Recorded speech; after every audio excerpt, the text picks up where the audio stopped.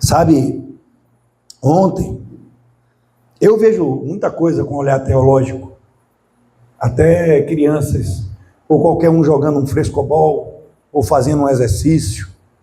Eu vejo com esse olhar espiritual também, olhar teológico. E eu estava admirando ontem de como um certo grupo de pessoas amam o seu Deus de tal maneira que ultrapassam o povo crente. Sabe, eu fui ligar a TV para assistir ao jogo da final da Conmebol, e eu estava vendo que gente chegaram, Isaac, a bairros ou a um Maracanã. Entenda que o jogo era lá em Lima, no Peru. Mas as pessoas chegavam no Maracanã, que ia ter um telão, ou em bairros, às 10h30 da manhã para assistir o jogo às 18 horas. Por quê, gente? Porque eles sabem adorar o Deus deles. Ei, era 1h30, faltava 1h30 para o jogo, né? E a TV já botou ao vivo. Eu estou falando de Deus, viu? Já ao vivo. Parou tudo. Valença parou. As pessoas tinham que largar os trabalhos já, porque era 1h30. E aí transmitiu o estádio, que estádio lindo. E o estádio quase lotado, 1h30 antes do jogo. Ei, as pessoas esperariam, não havia nada monótono, elas iam esperar, não importa o sacrifício, não importa o trânsito que elas levaram lá, ela ia esperar pelo jogo e estavam felizes, estavam cantando para esperar também os seus deuses entrar no campo e adorá-los como eles devem ser adorados. Pessoas pagaram passagens do Brasil até lá, caras, e pagaram muito caro para assistir esse jogo. Por quê? Porque é assim que se trata um Deus.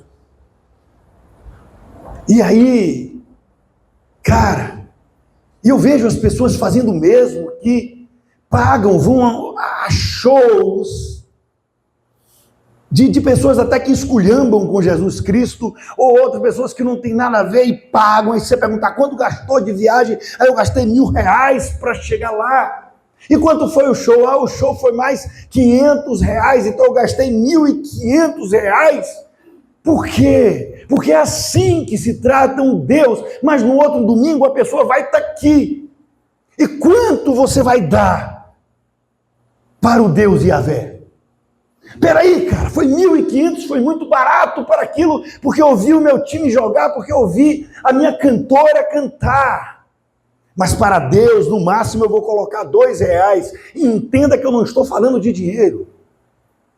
Eu estou falando como se deve tratar um Deus. Ei, o mundo é que tem que orar pelos evangélicos, porque os evangélicos não sabem quanto vale isso aqui. É triste.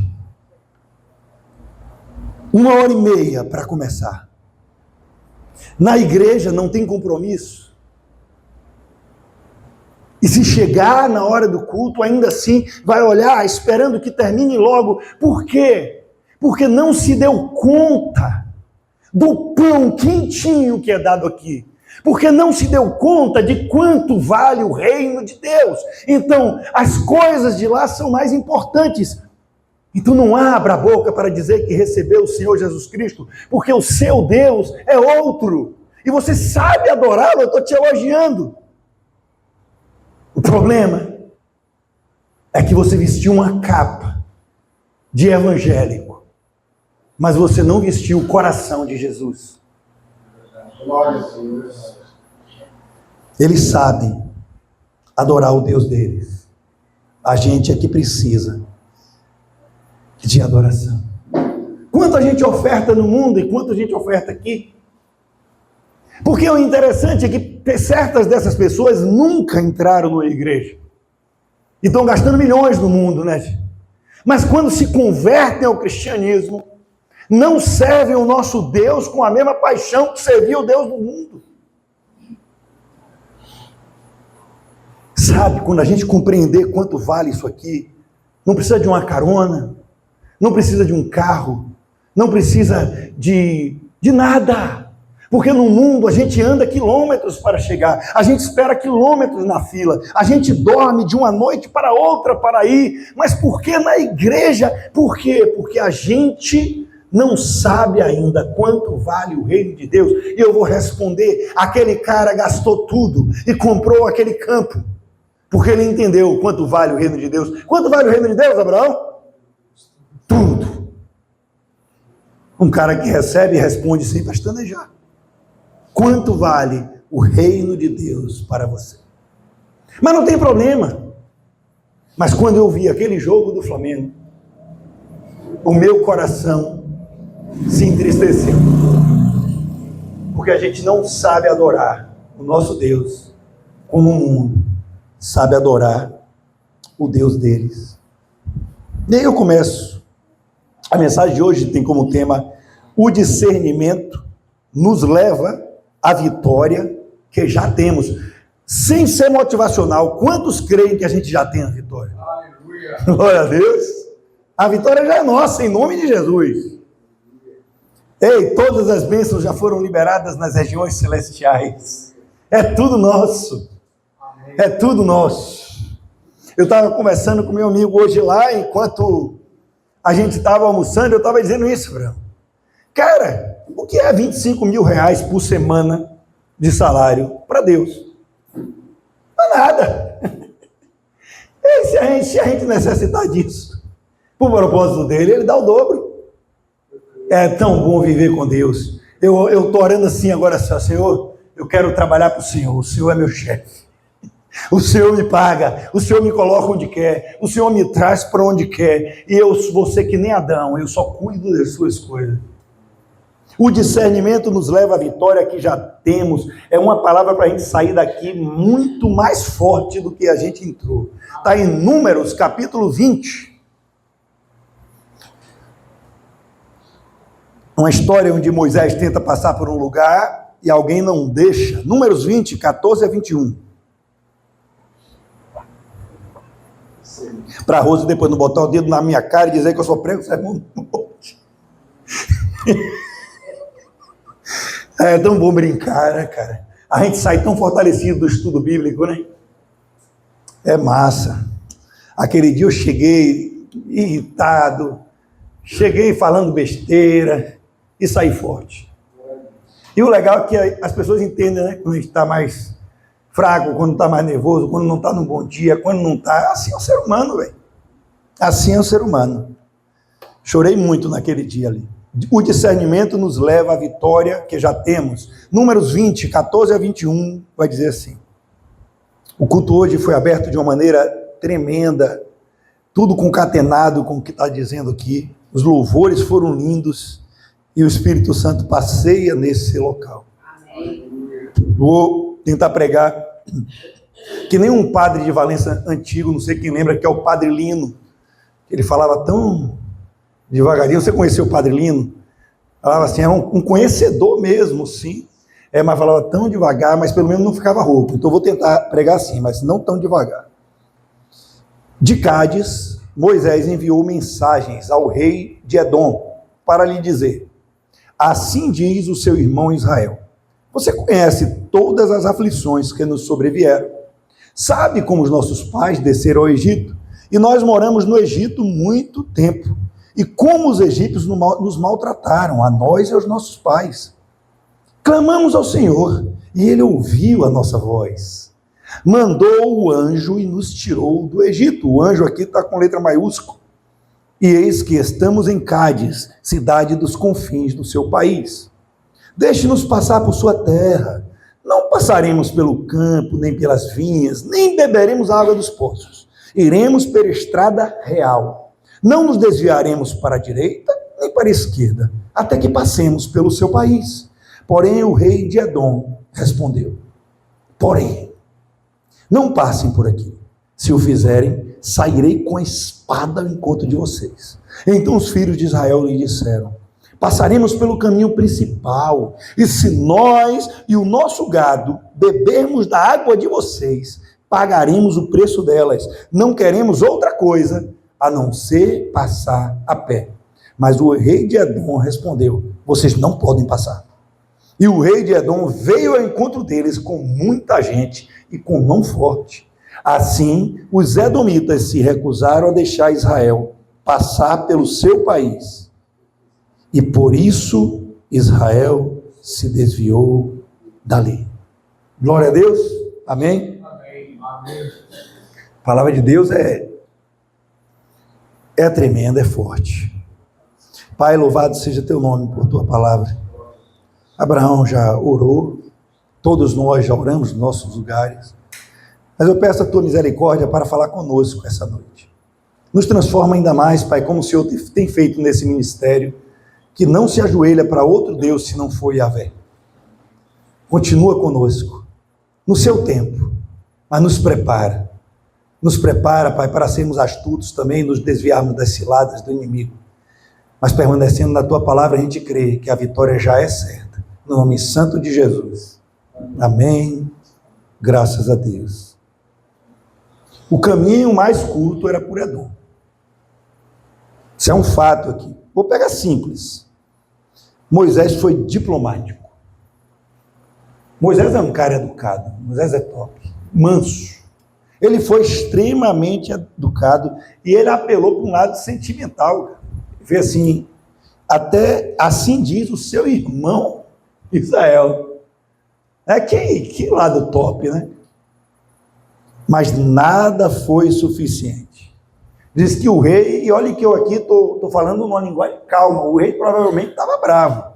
Deve ter falado, né, vou orar, se vier por aqui vai ver só, se eu vou admitir alguma coisa.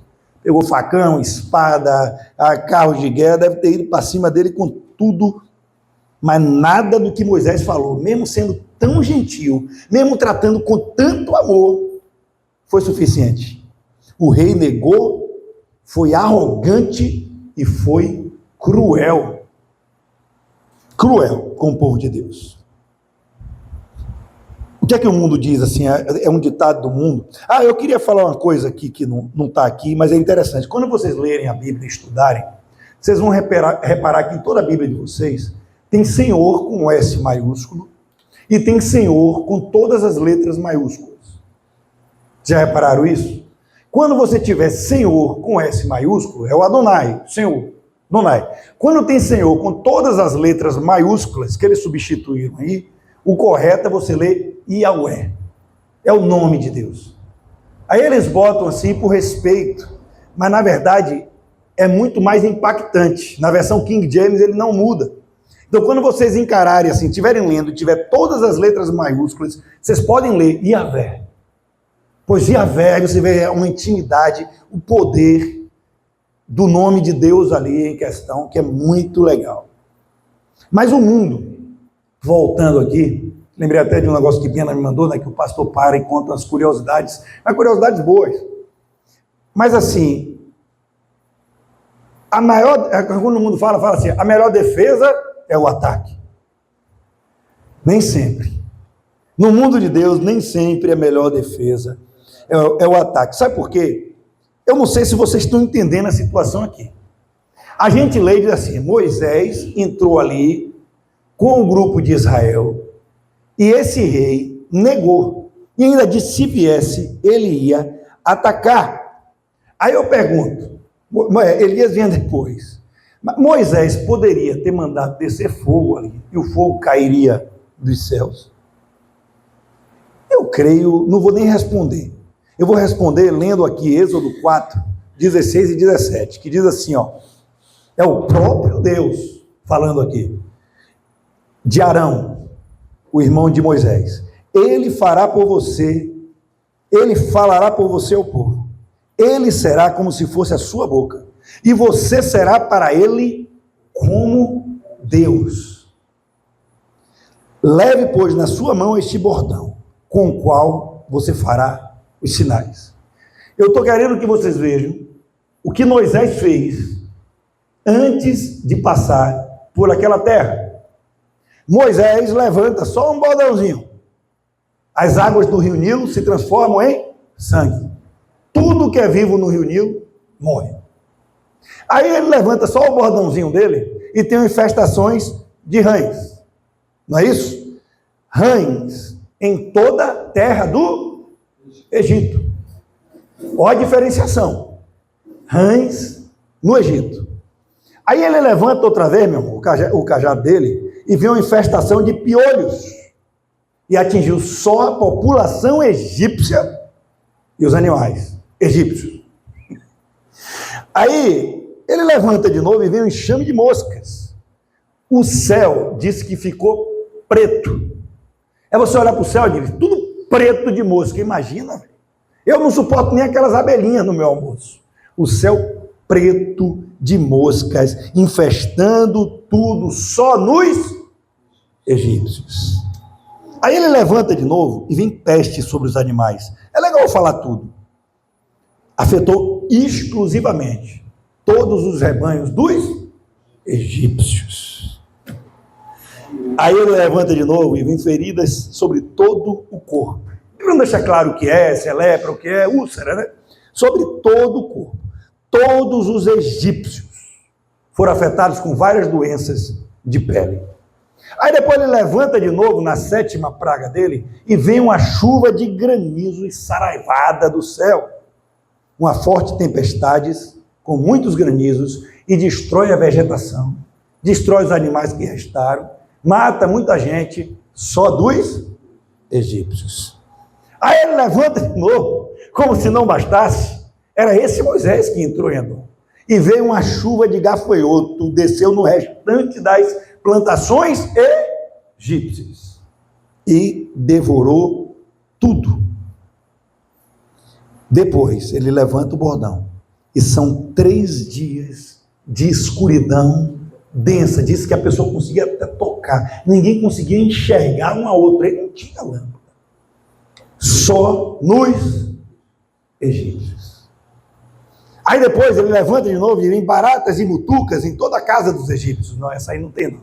É porque se tivesse essa daí, ele já conseguia a liberdade, né? Porque não vai vir misericórdia. Eu não vou falar da 10ª, porque a 10ª não teve nada a ver com Moisés. Aí depois dessa foi Deus, purinho, que matou os primogênitos. Aí percebam, grandes milagres. Foram grandes ou não os milagres de Moisés?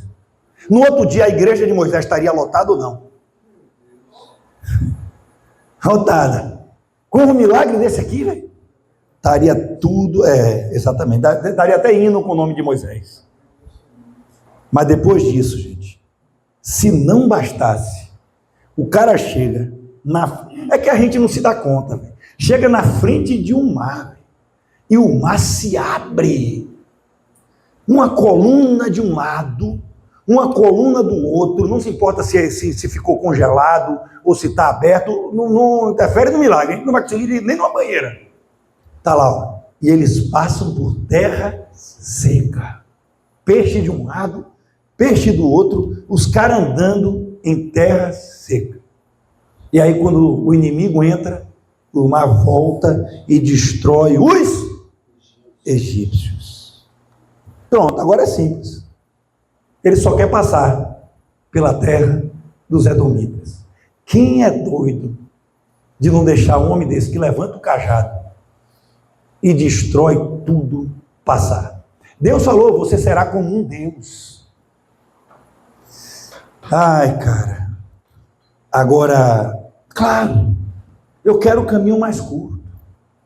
Eu quero passar por aqui. Eu vou enfrentar todo e todos por minha bênção na terra prometida. Deus já prometeu ali, eu estou indo aqui, os caras não estão deixando, eu vou descer a madeira, gente. E o rei de Edom não permitiu. Aí aqui que eu começo a pregar, porque a pergunta é, o que foi que Moisés fez? Se desviou. Ele só se desviou. Desvie-se de quem te tira do propósito de Deus. Simples assim. O que a Bíblia nos ensina a fazer diante da aparência do mal? Se desviar. Nesses dias finais, gente, dos tempos, a gente tem que ter discernimento de espírito para saber quem deve se afastar de nossas vidas.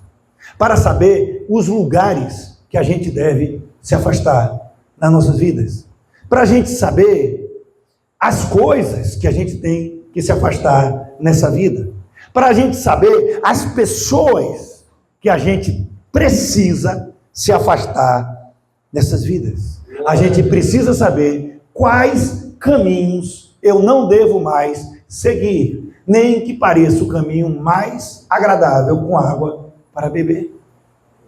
É tão simples, né?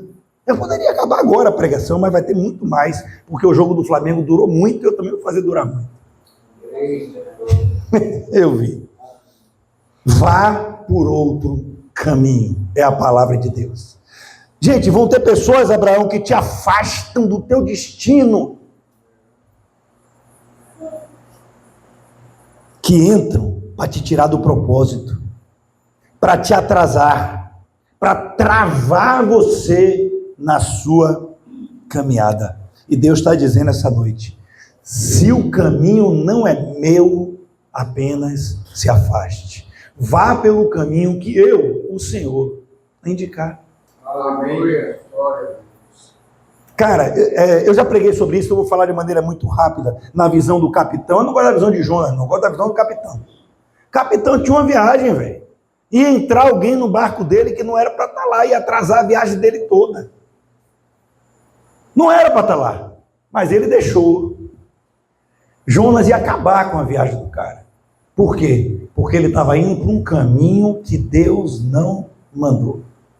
É a mesma coisa. Desvie-se da aparência do mal. 1 Tessalonicenses 5:22 vai dizer, abstenham-se, fujam, desviem-se de toda aparência do mal. Mas Isaac, Eula, a gente lê essa frase, meus garotos que estão aí atrás, e a gente imagina, mal, é maligno, é demônio. Ei, se fosse isso só, ele dizia, afaste-se do demônio. Ele está falando, afaste-se de toda aparência do mal. Aleluia. Ei, o mal, não o mal, pastor, não. O mal é com ela. O mal tem muitas formas. Até na forma de bem, como o Benael dizendo ali, ele aparece. A palavra diz que o diabo se transveste como anjo de boa. Todo mundo aí lendo a Bíblia. Por isso eu pergunto, gente, o que é aparência do mal? A aparência do mal não é só Satanás, não, meu irmão. A gente quer botar a culpa de Satanás em tudo. É fácil colocar a culpa nele ou em Deus. Porque a gente ainda vive tranquilo, Gi, não precisa se preocupar mais com nada. A aparência do mal é tudo aquilo que nos tira do propósito de Deus. É tudo aquilo que quer nos atrasar, travar a vida que Deus tem para cada um de nós. Essa é a aparência do mal. Pronto. Quando eu falo, é tudo aquilo que quer tirar das bênçãos que Deus tem para o povo dele. Isso é a aparência do mal. Mas aí a gente, na nossa carne, já pensa, é tudo aquilo que quer tirar as bênçãos de Deus na minha vida. Eu quero as bênçãos de Deus, cara. Não, velho. O caminho de Deus pode ser tortuoso também. O caminho de Deus exige renúncias também. Mas ainda assim, Ele é o melhor. Te tirar das renúncias, te tirar dos apertos, também é errar o alvo. A aparência do mal é tudo aquilo que vai atrapalhar a sua vida de ir para frente. É tudo aquilo que vai te desconectar de Deus. A maior aparência do mal nos dias de hoje se chama religião. A segunda maior aparência do mal que existe no dia de hoje se chama minha vontade. É a pior aparência do mal que tem. A primeira a gente pensa que é santa e vai. E está te tirando completamente dos caminhos da verdade. Porque se o Filho libertar, sereis livre. E o Filho me deixa chapadão que nem uma criança, velho. É assim que quando a gente está com o Filho, a gente fica que nem uma criança que recebe os reinos de Deus com a alegria daquelas crianças pulando na piscina e esvaziando a piscina inteira. E eu no mixo de retado com as crianças e ao mesmo tempo pensando em Jesus Cristo e alegre, porque é assim que a gente recebe o reino de Deus. E a minha vontade é uma desgrama, porque se a religião te leva a odiar, afaste-se dela, pois isso te tira do propósito. Se a política te leva a odiar, afaste-se dela, porque ela te tira do propósito. Se minha vontade me leva a caminhos errados, afaste-se da minha vontade, porque ela me tira dos meus propósitos. Elas são os Edom na minha vida, que eu preciso dizer, é hora de ir pelo caminho mais longo, porque o caminho mais longo ainda vai levar à terra prometida. Amém. Oh, meu Deus. Entendam o discernimento espiritual. Porque como saber o que é para nós e o que não é? Como saber se é de Deus ou se não é? Eu posso dizer aqui discernimento espiritual. Mas, gente, como é que eu vou dizer discernimento espiritual se quem não tem o discernimento espiritual não vai nem entender isso que eu estou dizendo?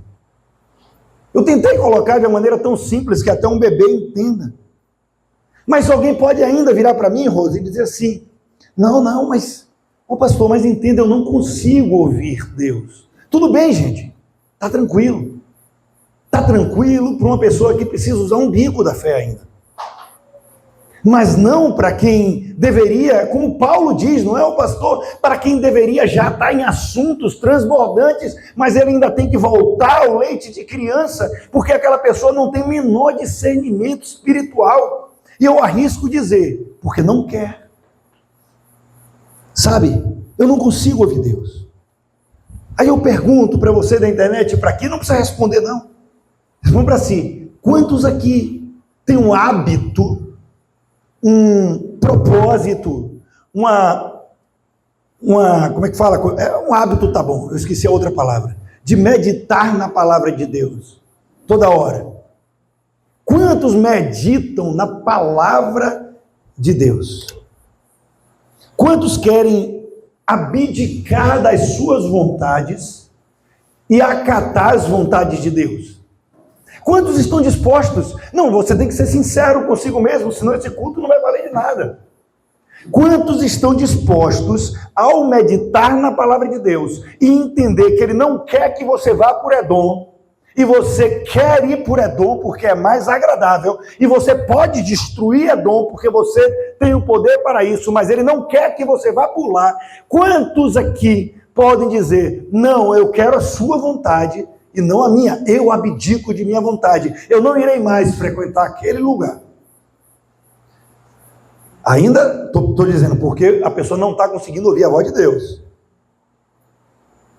Quantos estão com vontade, gente, de ouvir a palavra de Deus, mesmo quando Ele diz que a gente tem que se humilhar? Quando a gente tem que baixar, né, esse peito estufado. Mesmo quando Ele manda só perdoar e amar. Pronto, está respondendo. Está respondido porque você não consegue ouvir Deus. É porque você não está disposto a ouvir Deus.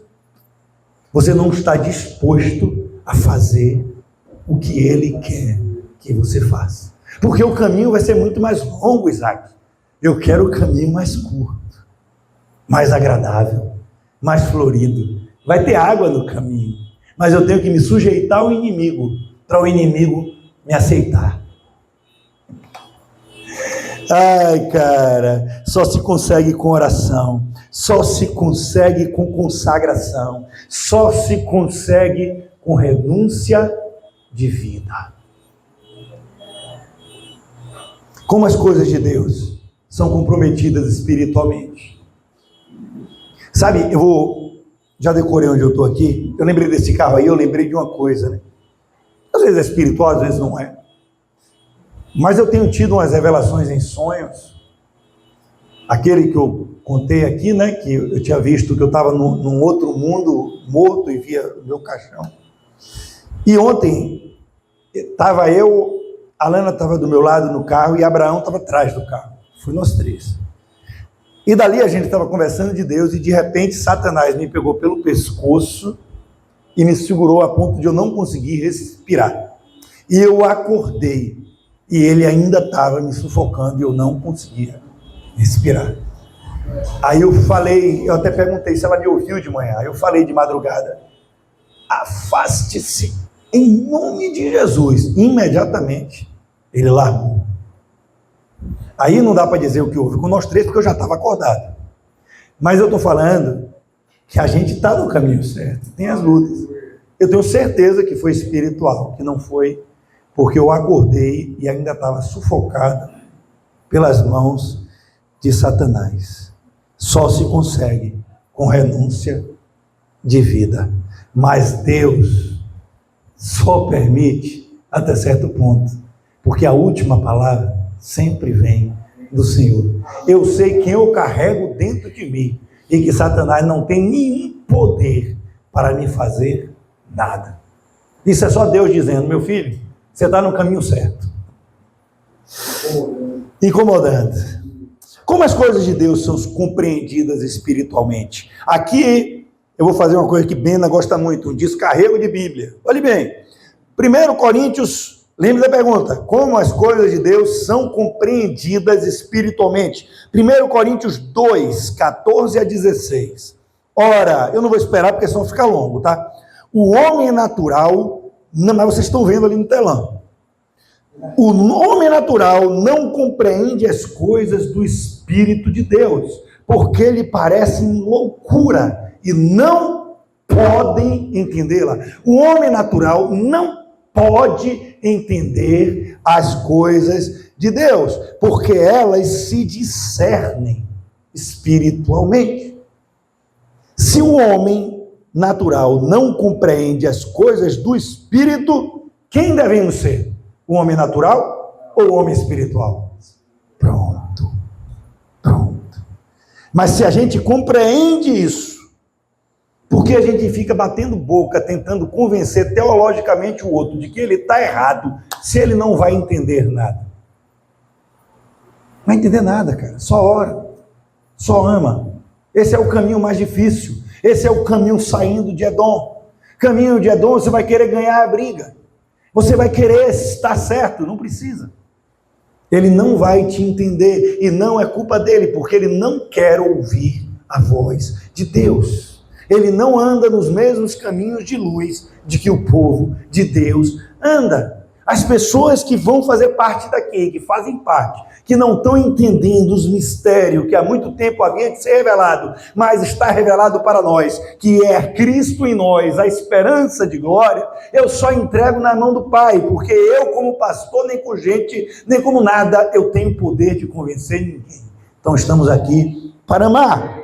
Aí o segundo versículo está em 2 Coríntios 4,18, que diz, não atentando nós nas coisas que se veem. Por favor, entendam isso. Não, ele está dizendo, não fique baseado nas coisas que vocês veem, não fique baseado nas cadeiras cheias ou vazias, não se baseie não, pastor, pelo tamanho da igreja, não se baseie pelas pessoas que vêm, não se baseie pelas desonras, nada disso. Olhe bem, gente, eu não estou conseguindo pregar, calma, mas nas que não se veem, porque as coisas que se veem são temporais, e as que não se veem são eternas. A gente busca as temporais porque a gente não entregou a nossa vida a Jesus Cristo. Cara, saiam daqui como eu, pegando tudo para mim. Quer dizer, tudo para mim não, viu, gente? Para mim, eu, cada um para você. Só me leva a crer, esse versículo aqui, que isso é uma decisão minha e sua. Não se atentem, Bena, para o que você vê, mas para o que você não vê, é uma decisão sua não fazer isso. Repare, velho, é uma decisão. Mas por que a gente não quer isso? Por aqueles motivos que eu citei anteriormente. Nós queremos reinar na nossa vida. E a gente insiste em combater e julgar as coisas que se veem. Olha, pastor, se preocupe logo, se eu fosse você, eu aceitava lá, eu ia para Guarulhos, para São Paulo, para se juntar àquela igreja grande lá de Deus, para tratar aquelas pessoas, porque você vai ter um salário, coisa que se vê. A igreja grande coisa que se vê. Você tem essa casa aqui, a gente só se atenta às coisas materiais, às coisas palpáveis. Eu estou tranquilo. Por que você está tranquilo? Porque eu vivo de uma renda de aposentadoria. Eu vivo de... Ei, cara, o anticristo pode vir hoje aqui e acabar com sua aposentadoria. Outra coisa pode acontecer e destruir tudo. Cara, não coloque a sua confiança nas coisas que se veem, mas deixe Deus conduzir sua vida, porque Deus você não pode ver, mas você pode enxergá-lo através da fé. Amém. Isaías 11, 2, 3, olha que interessante, a gente viu isso no estudo bíblico, que são as 7 potências do Espírito Santo, e repousará. Se lembre da pergunta, eu vou repetir a pergunta foi, como as coisas de Deus são compreendidas espiritualmente? Veja o que fala Isaías: e repousará sobre ele o Espírito do Senhor, o Espírito de sabedoria, de entendimento, o Espírito de conselho e de fortaleza, o Espírito do conhecimento e do temor do Senhor, e ele se deleitará no temor do Senhor. Diga aí, Isaac, quantos a gente pode contar que se deleita no temor do Senhor? Se falasse na bênção do Senhor, né? Vem, recebe a bênção, para que vem mais nada? Para que saber de Deus, cara? É interessante porque, é Ele que fará, não é a minha força, e repousará sobre ele o Espírito de Deus, e por isso ele se deleitará no temor do Senhor. Se você não permite que o Espírito Santo faça morada em sua vida, nada será transformado, cara. Você vai querer destruir a dor e passar por cima, porque Deus já te deu a vitória antes, aí você diz, agora eu posso tudo naquele que me fortalece. E nem entende essa frase, que nada tem a ver com poder. Na verdade tem a ver com poder, mas é com o poder do Espírito Santo de suportar todas as aflições. É lindo, Deus é lindo, cara. Aí se a gente for analisando os 7 Espíritos, aí a gente se ferra mais ainda. E repousará sobre ele o Espírito do Senhor. Quantos podem dizer que fez Jesus Senhor de sua vida? Não repousou, né?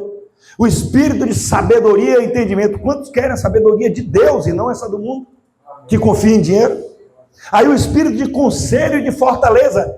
Quantos querem, gente, o conselho de Deus, se a pessoa não está disposta a fazer? É muito fácil a gente dizer amém, amém, eu creio. Não, é para dizer amém sabendo, obviamente. Mas a gente fala e não muda. Aí vai piorando. E de temor do Senhor. Eita glória! Não, você não teme o Senhor. Eu sempre falei uma frase, não é bíblica, mas tem base bíblica. Eu sempre falei assim para mim mesmo. Eu dizia assim, quando eu pecava, e aí estava ali convertido e ainda ia lá, aquela tela me atraía, eu ia lá, né, sozinho em casa, ia lá naquela tela que me atraía. Aí eu dizia assim, sabe por que eu peco? Sabe por que eu caio? Porque a minha vontade é maior do que o meu temor.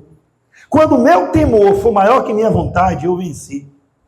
Mas aí, com a amizade com o Espírito Santo, eu troquei. Hoje é assim, quando o amor for maior do que a minha vontade, eu nunca mais pecarei. Porque agora eu não faço nem tanto por temor, embora o temor do Senhor esteja aqui, mas por amor àquele que me amou primeiro. Isso aí é outro nível de relacionamento. Ai, gente, eu não quero sabedoria. Ele nunca foi minha fortaleza. Minha fortaleza são carros. Minha fortaleza é o dinheiro. Minha fortaleza é aquela pessoa no poder que eu quero. A minha fortaleza é algo que eu já instituí para mim, que meus olhos veem. Eu falo que o Senhor é minha fortaleza, mas Ele não é. Eu quero Ele como fortaleza para não me deixar cair nas vontades que eu quero fazer. Discernimento espiritual. Ou seja, deixe Ele falar.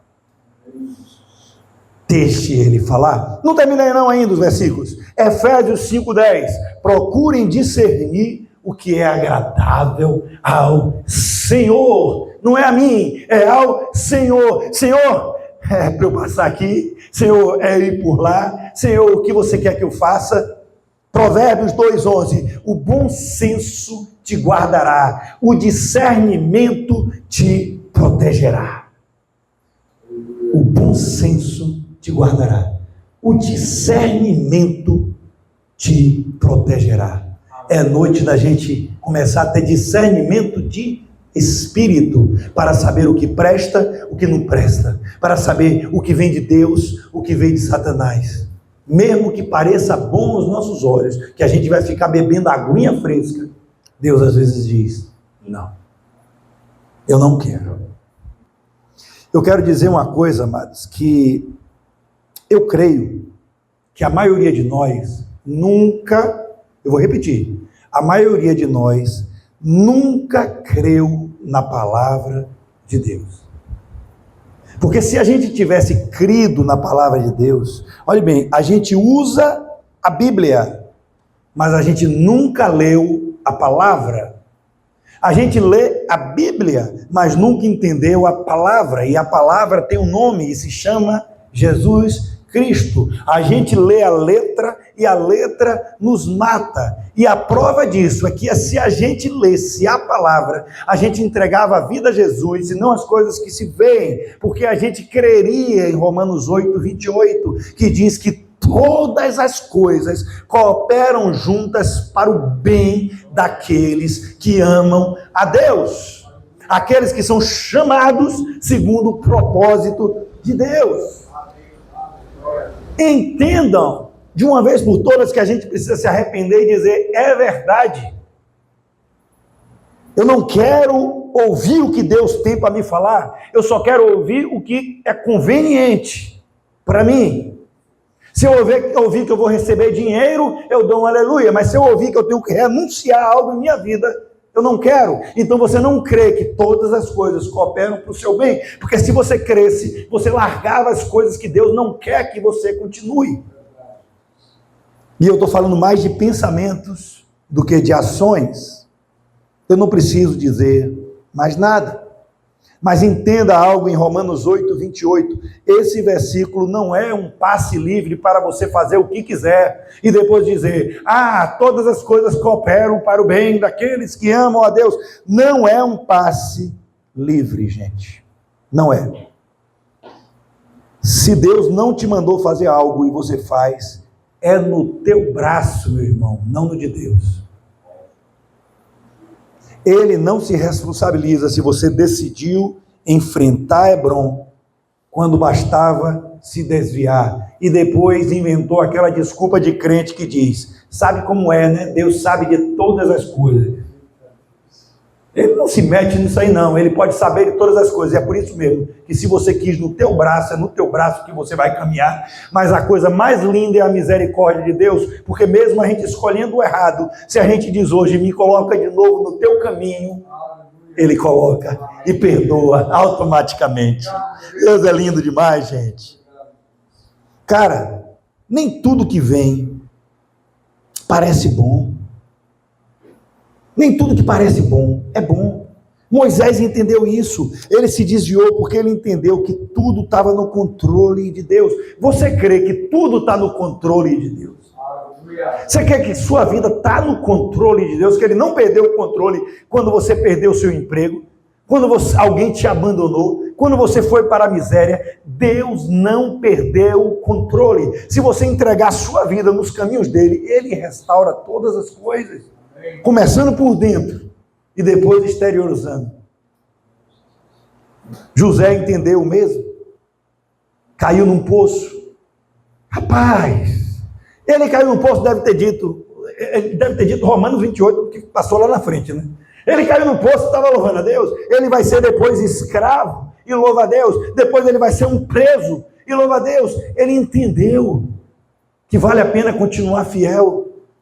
Jó entendeu mesmo, sabendo que tudo vinha do Senhor, ou era permissão dele. No final ele ganhou o maior presente de todos, que ele diz, e cara, não era o dinheiro de volta, não eram os filhos, não era o casamento, não eram as ovelhas, não era nada disso, isso só veio depois.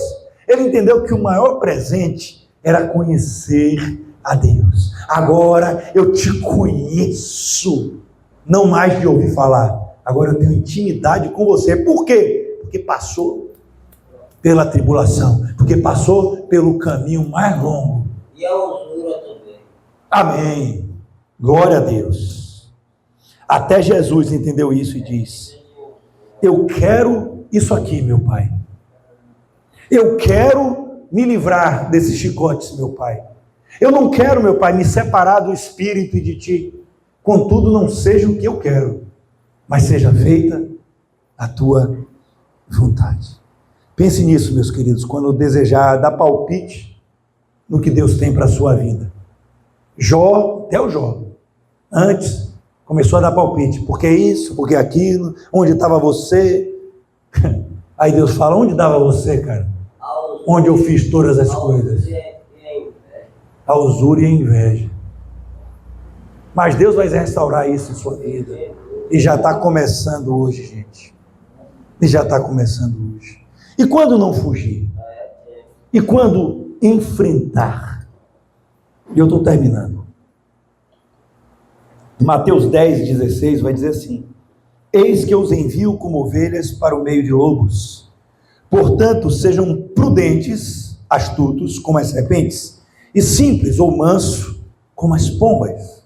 Quando não temer?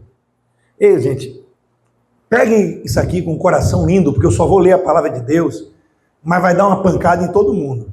Mas não sou eu, é Deus. Olhe bem.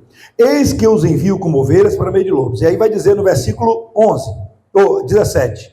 Tenham cuidado com os homens, porque eles os entregarão aos tribunais e os açoitarão nas suas sinagogas. Por minha causa, vocês serão levados à presença de governadores e de reis para lhes servir de testemunho a eles e aos gentios. E quando entregarem vocês, eles vão entregar vocês. Não se preocupe quanto a como ou com o que irão falar, porque naquela hora lhes será concedido o que vocês dirão. Afinal, não são vocês que estão falando, mas o Espírito do Pai de vocês é quem fala por meio de vocês. Um irmão entregará à morte outro irmão, e o pai entregará o filho. Haverá filhos que se levantarão contra os seus pais e o matarão. E eu vou dar uma pausa aqui para dizer, ele diz que tudo isso vai acontecer.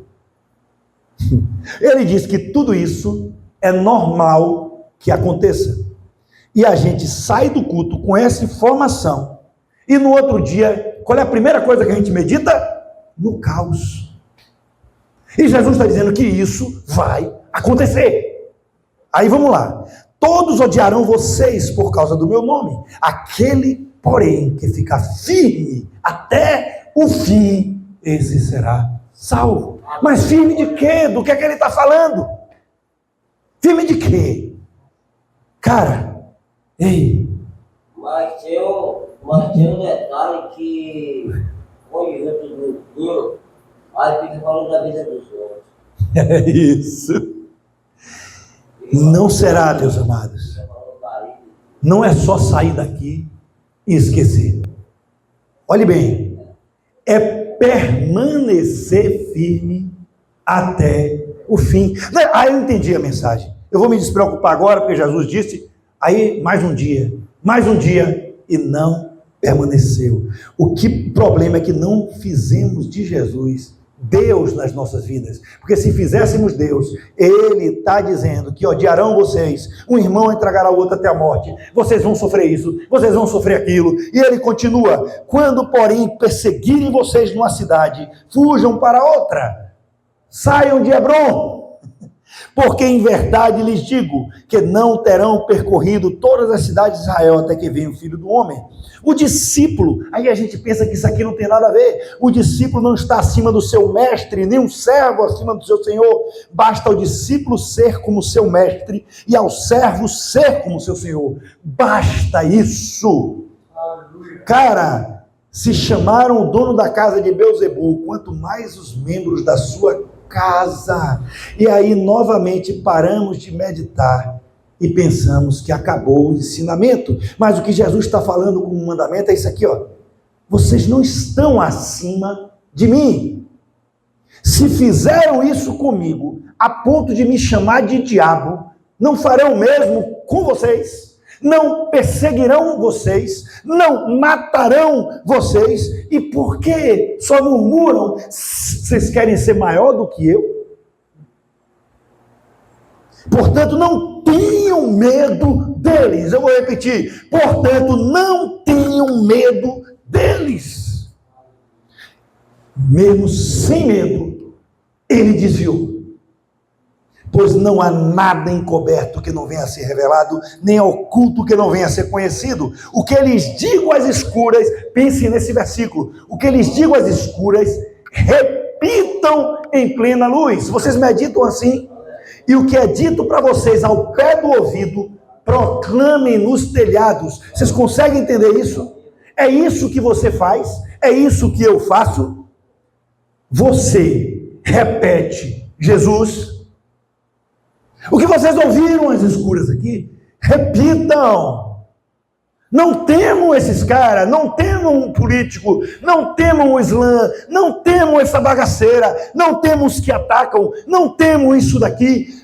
Você não é maior do que eu. O que eu estou te contando aqui, seja a minha imitação quando sair daqui. Glória a Deus. Por isso que eu falei, o versículo fala tudo. Ou vai continuar no seu próprio braço, enfrentando o rei de Edom. A quem temer? Agora ele diz a quem temer. Não temos que matam um corpo, mas não podem matar a alma. Pelo contrário, temam aquele que pode fazer perecer no inferno, tanto a alma quanto o corpo. Ei, nós tememos o político ladrão. Tememos os perseguidores do povo de Deus. E com isso a gente mostra que só não estamos temendo aquele que deveríamos temer, porque Jesus ensina o contrário. Pois se temêssemos, faríamos o que ele está nos mostrando nesses versículos, e o que ele está nos mostrando é: sejam meus imitadores. Amém. Não se vendem 2 pardais por uma moedinha. Ele não sai do tema. Não se vendem 2 pardais por uma moedinha? Entretanto, nenhum deles cairá no chão sem o consentimento do Pai de vocês. O que ele está dizendo é: ei, não tema essa galera. Eu mando em tudo.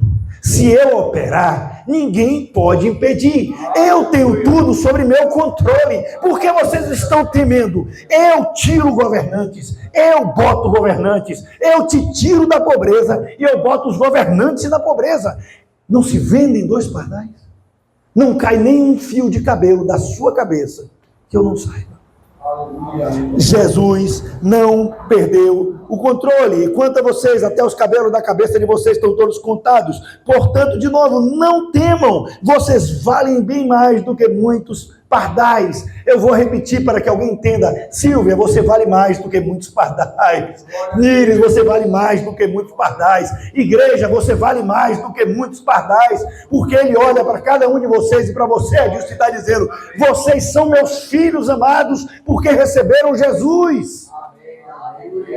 Eu não perdi o controle. Tenham discernimento espiritual para saber que quem caminha com Deus, ele garante a vitória. A vitória já é nossa. Não importa se te trataram mal, não importa se te trataram mal, Deus nunca vai tratar. Lázaro está no céu, né? E o rico não. Falando do rico e Lázaro. Esse texto já deu todas as instruções. Eu nem preciso falar mais nada, né? Mas no final, a decisão é sua. Quer continuar olhando para o que se vê? Ou vamos começar a olhar para o alto? De onde vem o nosso socorro? Aí tem uma passagem em Josué, no capítulo 5, que Josué, rapaz, vem o anjo do Senhor, pá! Não, vem um anjo, ele não sabe. Ele só encontra um cara gigante na frente dele com a espada. Josué saca-lhe a espada para derrotar o cara. Quem é você? Você é do exército inimigo ou é do meu? Eu não sou de nenhum dos dois, eu sou o anjo do exército do Senhor. Josué, que já ia atacar o anjo, só fez assim e se ajoelhou. Porque ele sabe a quem atacar e a quem não atacar. Mas o interessante é quando ele quando ele fala quem ele é, em Josué 5,15, ele diz assim: o príncipe do exército do Senhor respondeu a Josué: tire a sandália dos pés, porque o lugar em que você está é santo. E agora vem a pancada na gente. E Josué assim fez. Quando a gente ouvir a voz de Jesus Cristo que está na sua palavra, quantos aqui dizem, e Rose assim fez, e eu assim fez, Alana assim fez, vocês dois assim fizeram. É difícil, cara. E Josué assim fez. Ah, mas pastor, é muita perseguição, muita inveja, muito ódio. Não temam os que matam o corpo, mas não podem matar a alma. Todos odiarão vocês por causa do meu nome. Aquele que, porém, fica firme até o fim, esse será salvo. Todos odiarão os cristãos por causa do meu nome, mas aquele que permanecer firme será salvo. Firme em quê? Em ser imitador de Jesus, em continuar sendo sal, em continuar sendo luz, no discernimento espiritual dizer, deixa ele aí, eu vou por outro caminho, porque é o caminho que Deus quer que eu vá. Glória a Deus. Aí vamos voltar para o texto de Moisés, para terminar. Sabe o que o rei de Edom significa? É um principado esse rei de Edom. O principado do desânimo. É o principado do nada vai dar certo. É o principado da frustração. É o principado da depressão. É o principado do medo. É um principado. Pessoas ou sistema que entram em nossa vida para querer lançar uma palavra de desânimo. Para querer lançar uma palavra de maldição. Pessoas que entram em nossas vidas para nos atrasar. Esse é Edom. É isso que o pastor passa o tempo todo, cara. O tempo todo eu enfrento pessoas dizendo que não é dessa forma, pessoas querendo desviar minha fé genuína, pessoas ingratas que não vão honrar nem ouvir, pessoas que não têm o Espírito Santo e quer palpitar, mas não discernem as coisas do Espírito, pessoas que nunca olharam as coisas que não se veem. O que é que eu faço? Me desvio. Oro por elas, mas me desvio. Gente, vão ter pessoas que odeiam, vão ter pessoas que perseguem. Você é de Cristo. E a gente não é maior do que o Mestre. Se perseguiram a Jesus, não vão perseguir a gente? Eu sei que tem um espírito lindo de querer fazer o bem, mas Deus está dizendo, tem caminhos que você diz assim, não, isso aí vai me atrasar. Deixa lá. O que Jesus diz essa noite é, desvie-se delas, nem que ande um pouco mais. A última palavra é minha, e eu sempre honro a quem me honra. Deus tem sempre o melhor, gente, para quem o serve, sabia? Você quer chegar à terra prometida ou não? Quer viver o que Deus já te entregou? Então deixe Deus te conduzir até lá pelos caminhos dele mesmo. Tem um momento que Ataque transferiu a Esté as palavras de Mordecai, e Mordecai estava dizendo, rapaz, estão perseguindo o seu povo aí, véio. Estão perseguindo pesado o seu povo aí. Você tem que fazer alguma coisa, Esté. Aí, cara, Esté, olha aqui, ó, a Esté falou assim, ó, ela, não vou ler não, que não vai ficar longo, mas Esté diz, não dá não, o rei nunca mais levantou o negócio lá, o cetro, então não, eu vou para outro lado. Aí Mordecai vira e diz assim, ó, diz a ela assim, ó, quem sabe se não foi para isso que você estava aí, socorro virá de outra parte, mas você ficará de fora. Isso aqui é tremendo, gente, porque olha a profundidade disso. Assim como Moisés, tinha Mordecai, estava pedindo a Esté que passasse por ela. Moisés estava passando pelo povo de Edom. Mordecai estava passando e encontrou Esté. Ela falou, Esté, eu preciso passar por aqui. Esté falou, não, eu não vou fazer isso, porque pelo medo que teve em Mateus 10 que eu li, estou com medo disso, está perseguindo, vai que ele não levanta, vai que não sei o quê, esse espírito do desânimo, esse espírito do atraso. Aí Mordecai, Esté, deixa-me contar uma coisa, minha confiança está em Deus, socorro virá de outra parte, socorro do nosso templo virá para outra parte, socorro na vida do pastor virá de outra parte, Socorro na vida de Níris virá de outra parte. Socorro na vida dessa família virá de outra parte. De meu diácono, de todo mundo, virá de outra parte. Mas você que estava no propósito de Deus e não quer ajudar, ficará de fora. Eu sei em quem eu confio. O que eu quero é te fazer participar da bênção. Porque se o rei de Edom deixasse ele passar, Deus não fulminaria ele depois. Eu vou por outro caminho. Talvez mais longo, mas Deus estará comigo. Se você quiser estar, eu faço como Moisés, eu me desvio. Mas eu chegará lá. E você ficará de fora. Mas Esther fez como a maioria de nós não faz. Esther se arrependeu. E aí agora a luta de Esther. Agora é a história da luta de Esther. Ela também tinha que passar pelo Edom dele. Por esse espírito dela, desse espírito do medo, esse espírito do desânimo. E ela se desviou desse principado que queria atrasada. E ela foi por um outro caminho, um pouco mais longo, que precisava que o rei levantasse o cetro. Não é isso que aconteceu?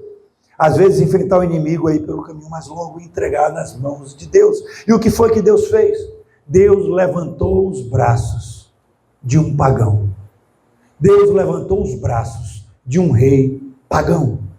Deus levantou o cetro nas mãos de um pagão. Para a gente que está atribulado com um bocado de coisa, Deus pode levantar o braço de um político ladrão. Deus pode levantar o braço de um poderoso ladrão. Deus pode levantar o braço e a caneta de quem Ele quiser para cumprir em sua vida o que Ele quer que se cumpra. Não andeis ansiosos pelos dias de amanhã. Não tenham medo deles. Temam a Deus somente. Obedeçam a Ele, entregue seus caminhos a Ele, e o demais Ele o fará. Isso é evangelho, é descansar no Senhor, porque quando Deus é por nós, cara, ninguém pode ir contra nós. Mas da mesma forma, tem pessoas que nos adiantam. Da mesma forma que entram esses atrasadores, Deus bota pessoas em nossas vidas que vão ser um alento para a nossa alma, que você pode contar, que você pode dizer: Silvia, não estou bem, vem aqui, conversa comigo aqui, pastor. Olha, estou aqui para agilizar o seu caminho, vá por esse caminho, vem aqui, vem na minha casa, estamos juntos. Deus levanta pessoas para apontar de novo onde está Jesus Cristo. Pedro se afastou, foi lá pescar de novo, fazer tudo que Jesus disse que não. Mas João disse: olha lá, não, mestre ali na praia. Ei, se junte diante de pessoas que te apontam mestre. Não que te apontam bênção, mas que te apontem Jesus novamente. Essa é a maior bênção que você pode ter na sua vida. Não se ofendam se uma palavra confronta o seu ser. Não, muito pelo contrário, se alegrem, porque Deus está querendo corrigir a sua rota. E para concluir, bora ficar em pé, que aí eu finjo que estou acabando, porque deu aquele atraso, o atraso de Edom. Olha como é a coisa, né? A gente foi por um caminho mais longo de culto hoje, mas era o que Deus queria. Amém. Eu sempre vou dizer, uma vida vale mais do que um culto, uma vida vale mais do que coisas, uma vida vale mais do que tudo. E se aquele rapaz voltar de novo sóbrio, é uma vitória, né? É uma alegria que eu vou jogar ele para cima, vai ficar em cima da geladeira ali. Ei, gente, eu quero dizer para vocês hoje que a gente não está vivendo um ano de promessas em nossas vidas. A gente está vivendo uma vida inteira de promessas. Essa é uma palavra profética liberada essa noite.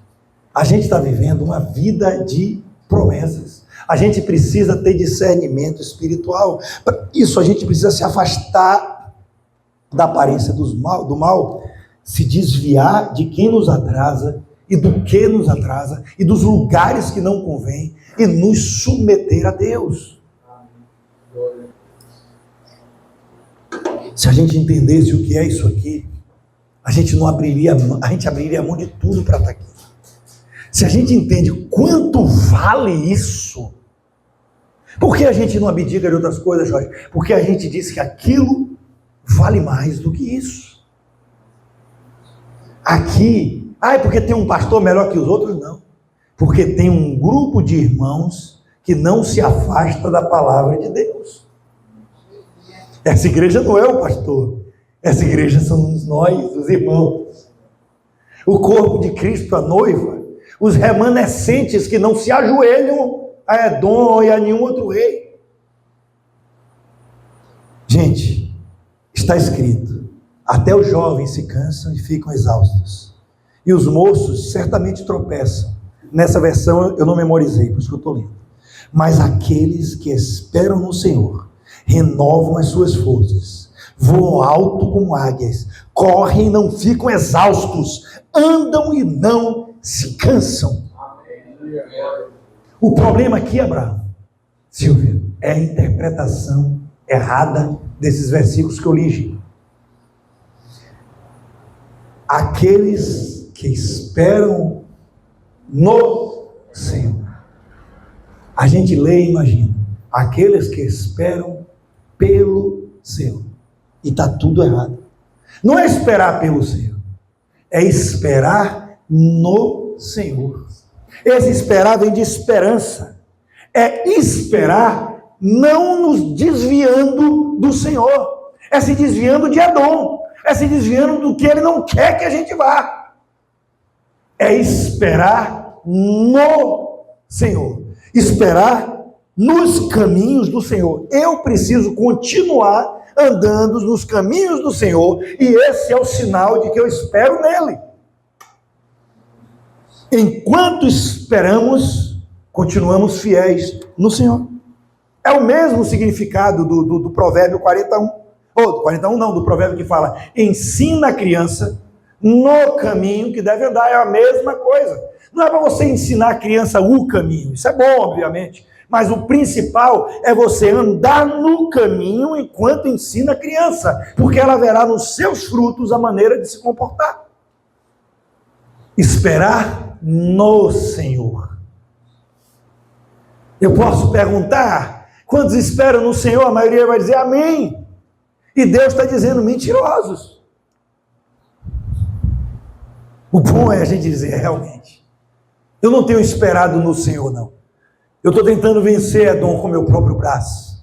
Já que eu venci tantas batalhas, eu quero esse caminho. Eu quero ir ali. Eu quero essa pessoa aqui. Não importa se ela me leva para o mundo, eu quero ela. Aí eu quero servir a Deus e ao Egito, a Deus e a Mamon, a Deus e a Edom. Eu preciso me submeter. Você entende, né, pastor? Eu preciso aceitar esse emprego aqui, porque senão eu não chego do outro lado. Não, ele está dizendo: não quer me receber? É aqui. Eu só não posso me desviar dos caminhos do Senhor.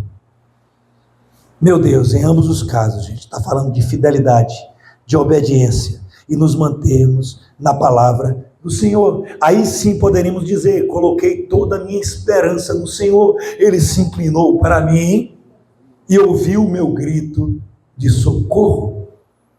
A gente vai ou não começar a esperar no Senhor? A gente vai esperar no Senhor ou não? Então aplaudam o nome do Santo Jesus. Glória a Deus.